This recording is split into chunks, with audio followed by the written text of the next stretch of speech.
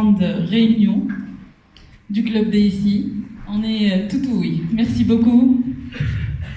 Merci beaucoup. Je suis très heureux d'être parmi vous aujourd'hui.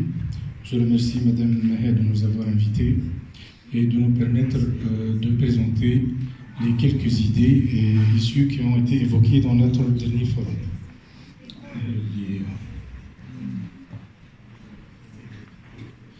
Donc, je me présente Habib Jachil, la DSI du groupe d'Hélice.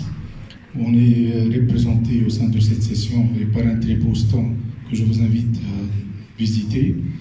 Et je représente le club des DSI, effectivement à la place de M. Hatem, qui est le président du club, qui a un petit souci de santé.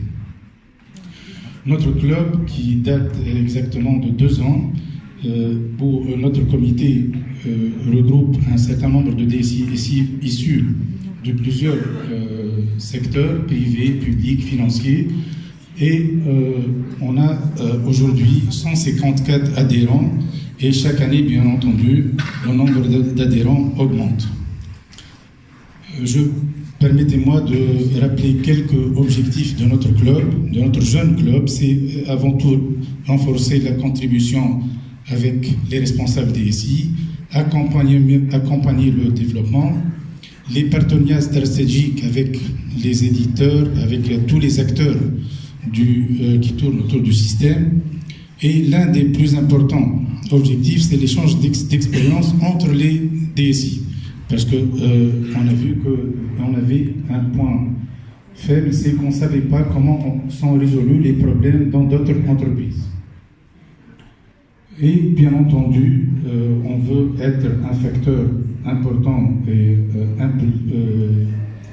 pour orienter la formation d'éthique et contribuer aux travaux des comités nationaux, comme c'est le code digital. Dernièrement, on a donné notre avis.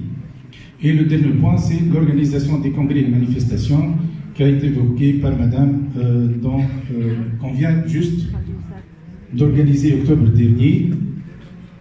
C'est un forum qui se tient pour la 5e fois et le nombre de participants a été de 504. Juste à titre indicatif, par rapport à la première édition, le nombre de participants a été multiplié par 3. Et le nombre de pays, essentiellement africains, est très important dans ce forum qu'on vient juste d'organiser sous le signe de Think Digital, Be Digital. Et là, je vais essayer de partager avec vous quelques enseignements qu'on a tirés de ce forum. Donc, on a parlé de la transformation digitale. Les précédentes interventions m'ont beaucoup facilité la tâche parce que je n'ai pas besoin de reparler des thèmes qui ont été abordés. Je voulais juste dire que cette transformation qui se pose aujourd'hui pour les entreprises, pour les uns, c'est une opportunité, et sinon, c'est une obligation. Pour d'autres, c'est une menace. Et on connaît tous l'exemple de firmes multinationales qui ont disparu parce qu'on n'a pas adhéré à cette transformation. Donc, ce n'est plus un luxe, ce n'est plus un choix. Toute entreprise, pour assurer sa pérennité, doit se transformer et s'adapter au monde et aux outils du digital. Vous avez tous entendu parler du Big Data, on en a parlé dans notre forum, bien sûr, de sécurité, d'intelligence artificielle, de cloud et de l'industrie 4.0 qui est orientée par les robots et par les programmes intelligents. Je ne vais pas y revenir parce que ça ne sert à rien. C'est des concepts techniques et on en a déjà parlé.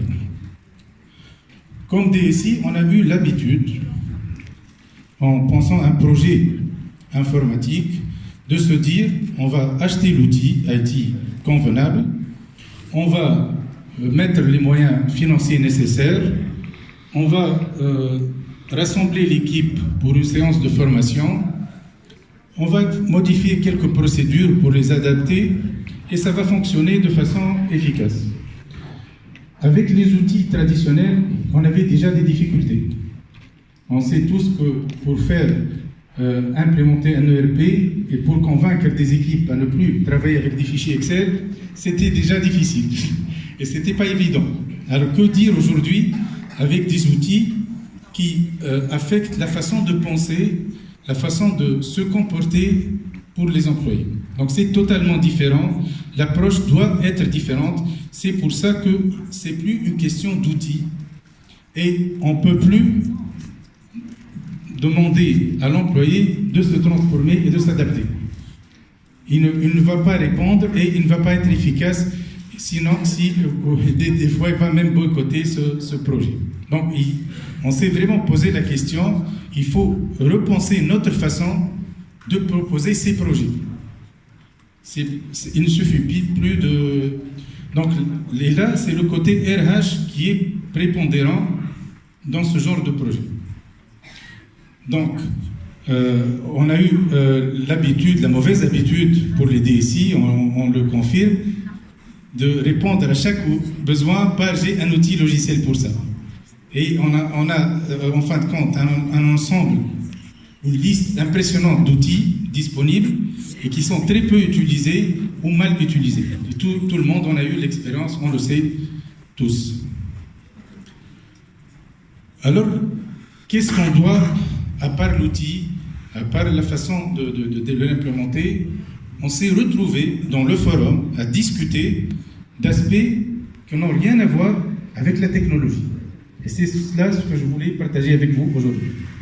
On parle d'esprit d'innovation, parce que pour choisir l'outil convenable, on doit déjà développer l'esprit d'innovation dans l'équipe. Il faut faire... Et là, c'est votre expertise, c'est votre domaine. C'est votre domaine où vous excellez comme RH. Et vous, c'est à vous de développer ce genre d'esprit d'innovation. Le DSI ne peut pas le faire. Il ne sait pas le faire. Le DSI sait choisir l'outil convenable, les spécifications techniques du serveur, du cloud, mais il ne sait pas faire ce genre de mission qui est indispensable pour la réussite d'un projet de digitalisation.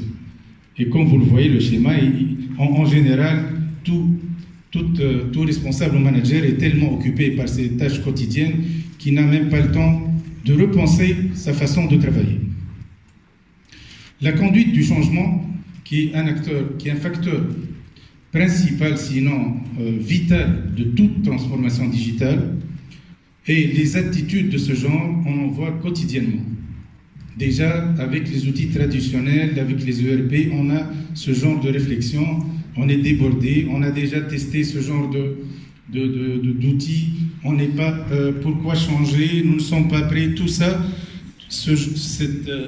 les DSI ne savent pas répondre à ce genre de questions. On collabore, mais je le redis encore une fois, c'est une question purement de gestion de ressources humaines.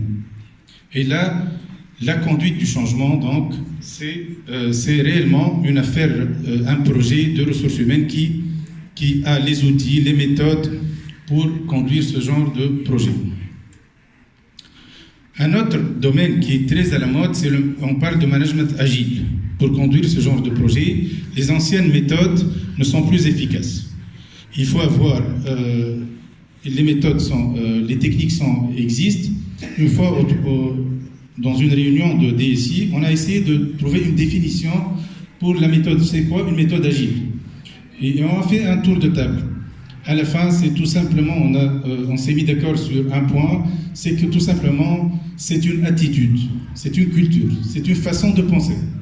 C'est une nouvelle façon de penser, c'est tout. Les techniques, les méthodologies sont là, mais si la personne n'est pas prête à revoir sa méthode de pensée, sa culture, c'est impossible de s'adapter à ce nouveau projet. Donc, les projets agiles, c'est une nouvelle façon de conduire un projet. Ce n'est plus les anciennes méthodes qui peuvent s'adapter à ces outils de transformation. Le manager agile, c'est qui va transformer les managers, entre parenthèses classiques, en manager agile. C'est le rôle du DRH, c'est votre rôle, à travers un accompagnement, la formation, des sessions, des workshops, c'est votre expertise pour accompagner les managers à se transformer. Déjà, avant de transformer l'entreprise, on a besoin de transformer les managers pour qu'ils pensent de façon agile, déjà. Et pour clôturer, je ne vais pas être long parce que réellement tout a été dit, les outils sont là, les outils technologiques IoT, cloud, d'intelligence artificielle, ils sont là, ils sont exposés, ils sont disponibles. Mais la transformation, c'est un projet d'entreprise qui implique tous les niveaux, tous les processus et toutes les directions. Et évidemment, c'est pourquoi le DRH, c'est lui qui doit être associé au projet en premier lieu. Et je vous remercie.